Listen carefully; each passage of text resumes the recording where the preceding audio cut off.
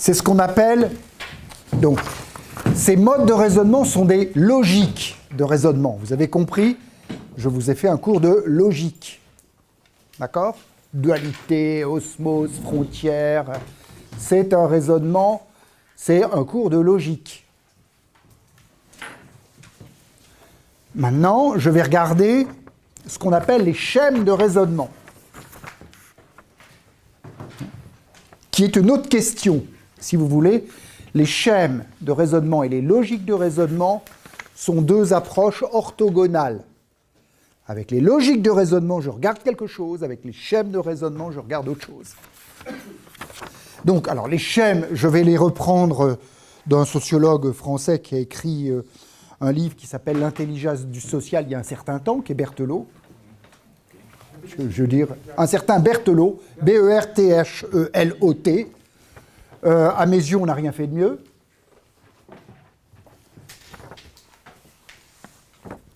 Et il fait une typologie de ce qu'il appelle les schèmes de raisonnement. Schèmes, S-C-H-E, c'est-à-dire les modes larges de raisonnement. Schème, S-H-E, S-C-H-E-M-E, un schème, enfin avec un accent grave. Schème, un schème. Scheme. Voilà. Schème de raisonnement, schemes, d'accord. Premier raisonnement, celui que vous adorez tellement et que je n'aime pas. J'en fais exprès de le dire comme ça. Celui que vous adorez comme schème et que je n'aime pas, c'est le schème causal. Le raisonnement déterministe, avec des variables explicatives et des variables expliquées. Pardon ? Tu es l'ennemi des quantitativistes, toi. Non, je suis l'ennemi du raisonnement causal. Alors, effectivement, du coup, ça m'amène à critiquer les approches quantitatives. Pourquoi ? Parce que, surtout en sciences sociales, elles sont extrêmement... Elles écrasent toute complexité. Elles écrasent toute complexité. C'est à lui, puisqu'il est absent, qu'on a reproché. Alors, en plus, moi, je n'étais pas rapporteur, mais j'ai préparé mon rapport pour le moment où il va soutenir. Comment ? Alors, il a un schème causal, et il dit, bon, pour les PPP, puisqu'il va comparer des PPP dans différents pays, je vais retirer la variable culturelle.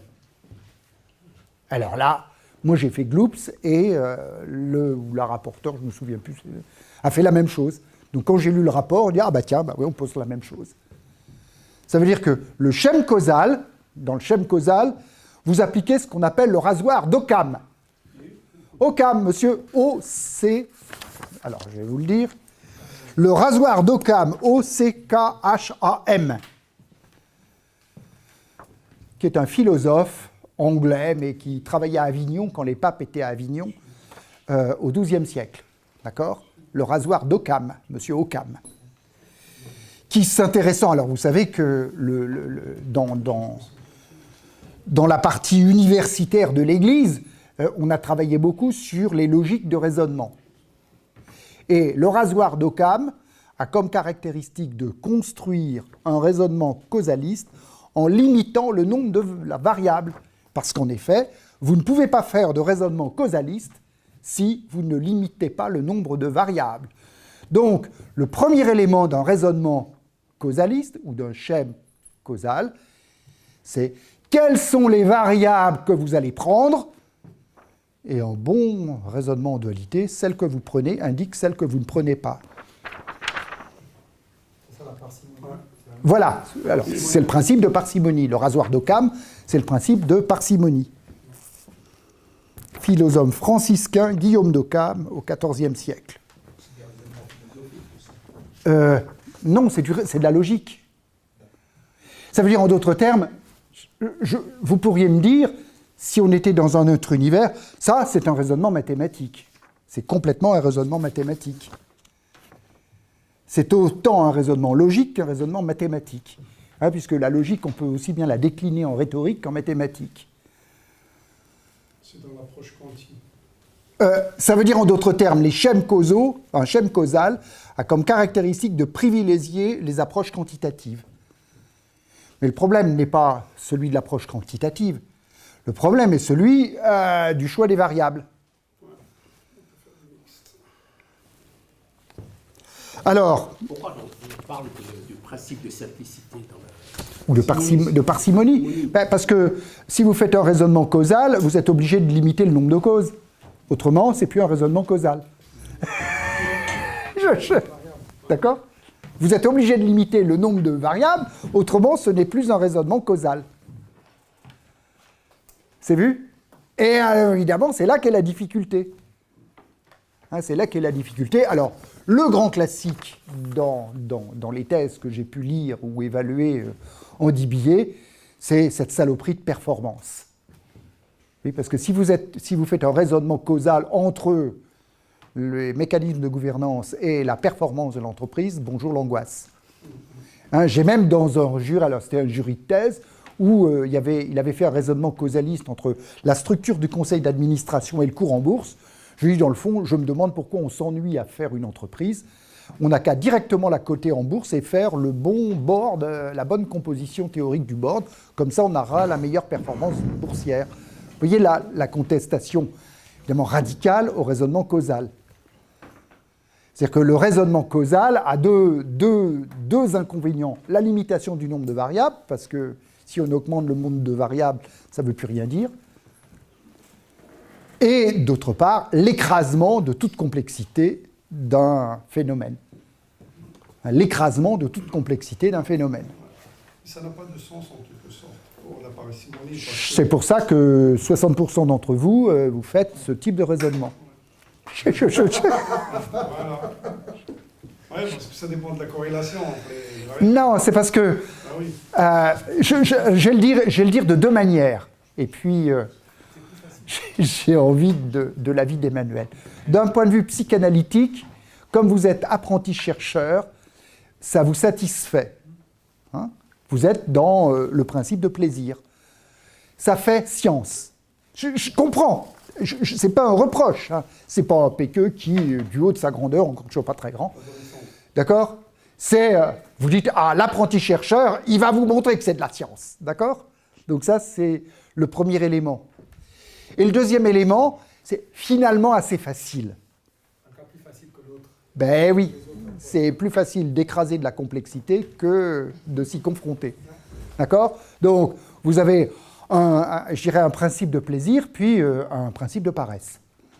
Et effet de composition entre le principe de plaisir et le principe de paresse. Je suis en train d'utiliser mes logiques de raisonnement. Ce n'est pas forcément de la paresse. Nous sommes des professionnels. Donc, nous avons déjà des métiers, nous avons déjà des activités qui nous prennent beaucoup de temps. Nous avons des familles en plus. Donc, la recherche n'est qu'une petite flèche dans notre arc. Alors que pour vous, c'est tout le carquois. Donc, voilà. Donc, je pense que dire paresse, je pense que c'est un peu injuste pour nous. Aucune réaction de ma part. Alors, quand je dis paresse, évidemment, ça dépend du degré de jugement de valeur qu'on y met. Ça veut dire, en d'autres termes, ce que vous êtes en train de me dire, c'est que dans vos arbitrages de temps, votre arbitrage est fait. Et moi, je vous dis, tant pis pour vous. D'accord ? Tant pis pour vous. Du point de vue de ce que vous rendez. Après, le reste, je n'ai pas jugé votre vie. D'accord ? Et donc, je vais répondre, tant pis pour vous. D'accord ? Et alors, effectivement, ce que vous nous rendez, c'est un arbitrage entre tout ce que vous êtes en train de me dire. Mais puisque vous êtes là, alors, première chose, vous pensez bien que je suis un arbitre partial, puisque je peux arbitrer que cette partie. Et d'autre part, je ne me permettrai pas de juger votre vie. Ou en d'autres termes, si vous vous engagez dans un cursus comme celui-là, on assume. Hein, moi, j'ai vu quelqu'un me disant oui, j'ai envie de faire une thèse, là, et je dis combien de temps vous me consacrez ? Il me dit les week-ends, les vacances, un jour la semaine. Je dis dans ce cas-là, restez chez vous. Ben oui. Ça veut dire, si vous voulez faire ça, il y a une inadéquation entre ce que vous voulez faire et l'investissement que... C'est pas grave. Hein. Donc, vous voyez, là, après, je vous renvoie ça. Puisque vous êtes en face de moi, je vous le dis comme ça. Par contre, évidemment, je l'entends. Mais vous pensez bien que je ne l'écoute pas. Schème causal. Alors, Le schème causal, c'est un raisonnement déterministe avec le déterminisme strict, variable explicative, variable expliquée. Les variables latentes, ça m'énerve en plus. C'est pour ça que je le regarde, puisqu'il m'avait parlé des variables latentes. Et puis vous avez quelque chose qui n'est pas réellement mieux, c'est la covariation. Mais les covariances, les ANOVA de... D'accord ? D'accord ? Voilà. Je vais vous dire ce qu'on a dit Howard Baker. Et là, Emmanuel n'a rien à dire sur Howard. Les techniques et les instruments utilisés dans une recherche engagent une théorie, ça vous en étiez conscient, en même temps qu'une méthodologie. Et c'est ça que je suis en train de faire avec vous. Je vous fais de la méthodologie. L'analyse multivariée, qui est déterministe mais pas causaliste, présuppose, même si ces utilisateurs se montrent éventuellement plus avisés dans la pratique, et donc vous avez peu les moyens d'être avisés puisque vous êtes apprenti-chercheur, donc attention, que tous les facteurs qui contribuent à produire le phénomène étudié agissent simultanément. Eh oui, ça, c'est atemporel. Elle cherche à découvrir la variable ou la combinaison de variables qui prédira le mieux le comportement étudié. Mais en réalité, toutes les causes n'agissent pas au même moment. Il nous faut donc un modèle qui prenne en compte le fait que les modes de comportement se développent selon une séquence 8, 7, 8, 9. Bon, alors ça c'est classique du...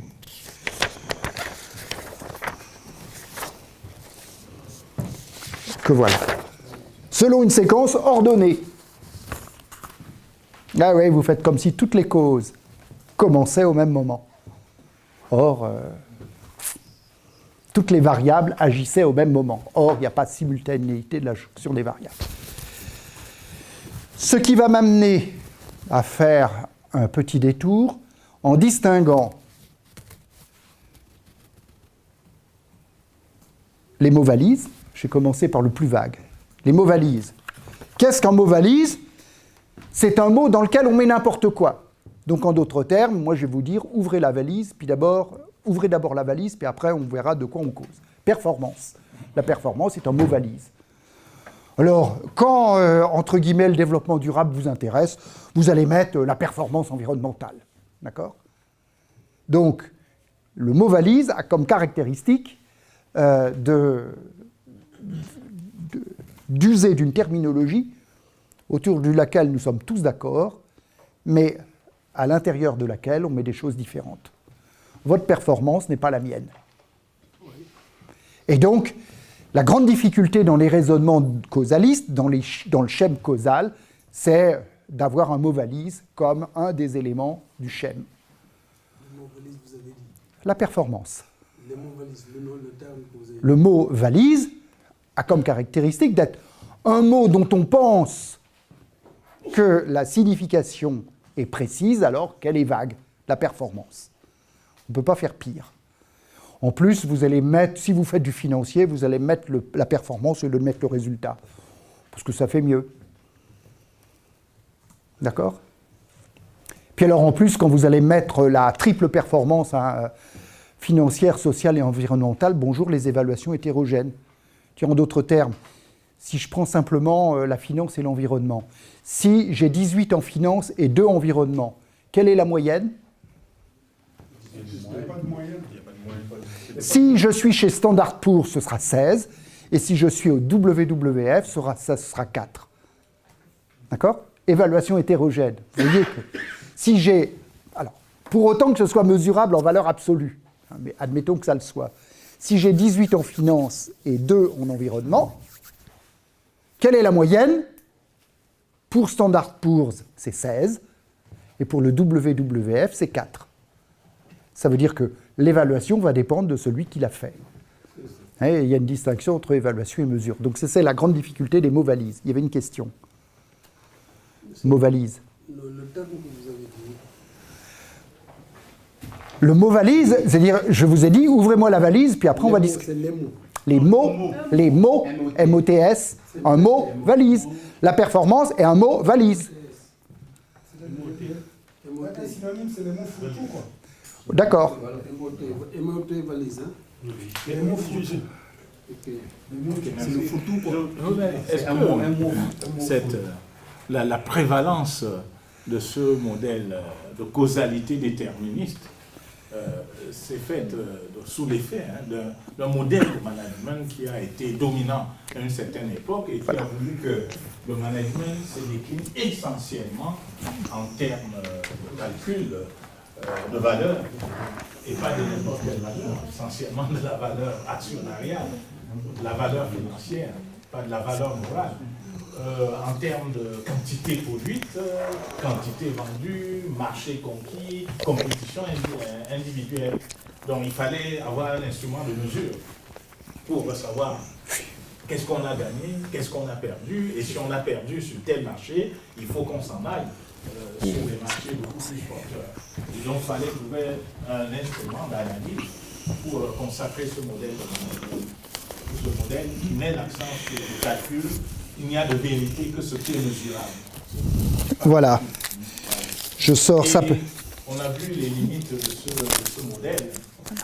La crise de subprime en 2008 témoigne bien des limites de ce modèle qui de plus en plus aujourd'hui est subi, n'est-ce pas, la montée en puissance du modèle alternatif. Je suppose que tu vas en parler là. Ok. Il y en a même plusieurs, donc tout va bien. Je pensais à ça, puisque donc au CNAM, on est sur les logiques doctorales, formation tout au long de la vie, donc on a des adultes, en règle générale en situation professionnelle, qui se posent des questions. Et là, en l'occurrence, c'était la contrôleuse de gestion d'Haribo. Alors Haribo, en France, fait des confiseries, c'est une entreprise allemande qui a pris une dimension européenne, et qui aujourd'hui connaît de gros problèmes. Donc elle était contrôle de gestion à Haribo, chez Haribo, puis elle a démissionné et elle a fait son mémoire sur « Est-il nécessaire de mesurer pour piloter ?»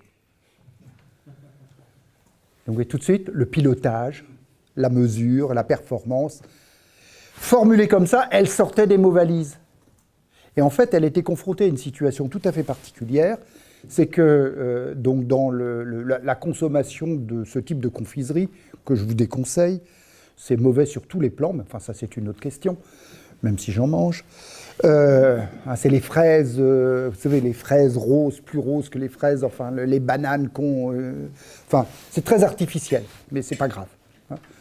Ça plaît beaucoup aux enfants. Donc, quel était l'essentiel du lieu de vente de ces confiseries ? C'était dans le passage des supermarchés, donc en Europe, avec les enfants qui piochaient au dernier moment parce qu'on attendait des bonbons juste devant la caisse parce qu'il y avait un certain temps d'attente devant la caisse. D'où le fait d'ailleurs que les grandes surfaces ont calculé subtilement de façon à ce qu'il y ait suffisamment d'attente pour que les enfants prennent des bonbons. Que pensez-vous qu'il arriva ? Aujourd'hui, les enfants sont sur leur smartphone, donc ils s'en foutent des bonbons.